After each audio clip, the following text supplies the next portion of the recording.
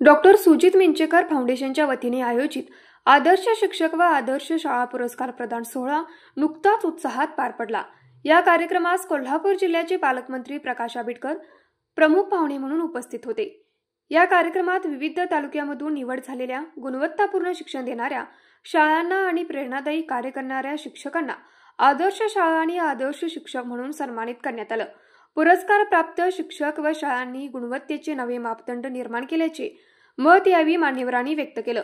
प्रमुख पाहुणे आरोग्यमंत्री प्रकाश आंबेडकर यांनी आपल्या भाषणात सांगितले की शिक्षक हा समाजाचा पाया आहे।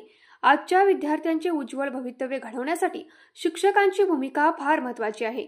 डॉक्टर सुजित मिंचेकर फाउंडेशनचे हे उपक्रम प्रेरणादायी असून असे उपक्रम शिक्षकांमध्ये नवी ऊर्जा निर्माण करतात। यावेळी सर्व शिक्षकांच्यासाठी जन आरोग्य योजना लवकरच चालू करणार असल्याचेही त्यांनी सांगितले।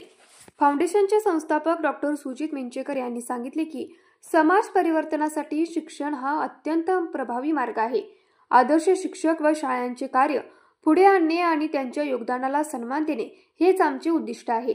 या कार्यक्रमास खासदार धैर्यशील माने, तहसीलदार सुशील बेलेकर, अविनाश बनगे, शामराव गायकवाड, अमर पाटील, अजित सुतार, जिल्हा परिषद सदस्य अरुण इंगवले, माजी शिक्षण सभापती प्रवीण यादव, अजित सुतार, मिंचेकर फाउंडेशनचे अध्यक्ष सार्थ मिंचेकर, लेखा मिंचेकर, राकेश खाडे, विशाल साजनीकर, दीपक मोरे, अभिनंदन सोळांगुरे, शशिकांत मिंचेकर, सागर चोपडे, शिक्षणाधिकारी भिकाजी कासार, बापूसो अडसोय, प्रशांत सांके, रणजित मिंचेकर, स्वरूपात शेलार, डॉक्टर प्रदीप पाटील, पिंटू मुरुमकर, विजय भोसले, सचिन दिडे, महावीर कांबळे, अरविंद खोत, स्थानिक पदाधिकारी, शिक्षक, पालक व भीमशक्ती शिवशक्तीचे कार्यकर्ते व फाउंडेशनचे पदाधिकारी मोठ्या संख्येने उपस्थित होते। कार्यक्रमाचे सूत्रसंचालन समाधान भाजने, राकेश खाडे यांनी केले, तर आभार प्रदर्शन तानाजी पवार यांनी मांडले। न्यूज मराठी 24 साठी विनोद शिंगे, कोल्हापूर।